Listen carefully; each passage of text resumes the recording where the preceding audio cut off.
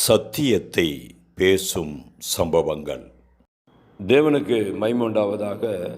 இந்த சம்பவத்தில் பல காரியங்களை நாம் தியானிக்கும்படியாக இருந்தாலும் தேவனுடைய நடத்துகிறபடி ஒரே ஒரு காரியத்தை நம்ம யோசிக்கலாம்.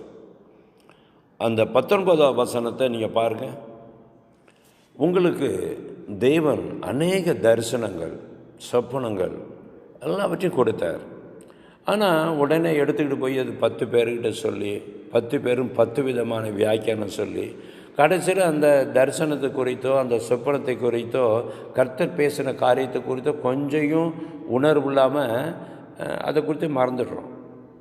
இங்கே பெரிய ஆபத்து காத்திருக்குது. கர்த்தர் ஒரு நோக்கத்தோடு தானே உங்ககிட்ட பேசினார். உங்ககிட்ட என்ன பேசினாரோ அவர்கிட்ட போய் நீங்கள் பேசுங்க, அவர்கிட்ட போய் பேசுங்க. அது மனுஷங்கிட்ட அல்லது ஊழியக்காரர்கிட்ட தான் கொண்டு போகணுமா?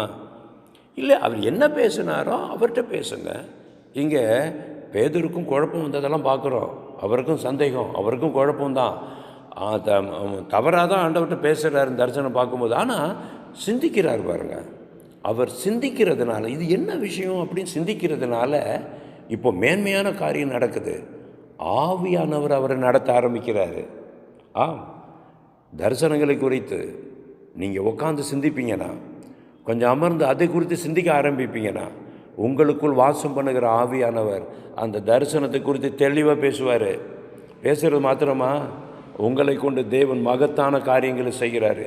அநேக நேரம் உன்னை கொண்டு கர்த்தர் பெரிய காரியங்களை செய்ய நினைத்து பேசின காரியங்கள் எல்லாம் பேசின கர்த்தரிடத்தில் நீங்கள் பேசாமல் மனுஷனத்தை கொண்டு போனதுனால அந்த தரிசனங்கள் எல்லாம் சிதைந்து போச்சு.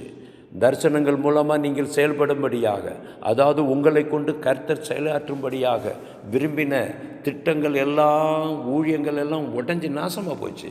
இதுக்கெல்லாம் காரணம் என்னென்னா, அதை குறித்து சிந்திக்காமல் நீங்கள் மனிதனிடத்தில் போனதான் பிரச்சனை. ஆளாளுக்கு ஒரு தரிசனத்தை சொல்லி எதை கேட்குறது கேட்காம போகிறதுங்கிற குழப்பத்திலே நீங்கள் போயிட்டீங்க. அதனால் கர்த்தர் உங்களை கொண்டு செய்ய வேண்டிய காரியங்கள் எத்தனையோ செய்ய முடியாமல் போச்சு, அழிந்து போச்சுன்னு நான் கர்த்தருடைய நாமத்தினால நான் எச்சரிக்கிறேன். போகட்டும், போனது போகட்டும். இப்பொழுது மனம் திரும்பி கர்த்தர் பேசுகிறத கர்த்தரிடத்தில் பேசவும், அதை குறித்து சிந்திக்கவும் உங்களை ஒப்பு கொடுப்பீங்கன்னா, கர்த்தருடைய ஆவியானவர் உனக்குள்ளே இருந்து உங்களுக்குள்ளே இருந்து பெரிய காரியங்களை செயலாற்றுவார். இப்போ என்ன நடக்குது தெரியுமா? தேவன் எந்த நோக்கத்துக்காக உங்களோடு பேசினாரோ, எந்த நோக்கத்துக்காக அந்த தரிசனத்தை கொடுத்தாரோ, அதை நிறைவேற்றி முடிக்கும்படியாக பரலோகம் உங்களை சூழ்ந்திருக்குது. பரலோகம் மகிழ்ந்து கலிகூறுது. நீங்கள் தான் அந்த நபர்.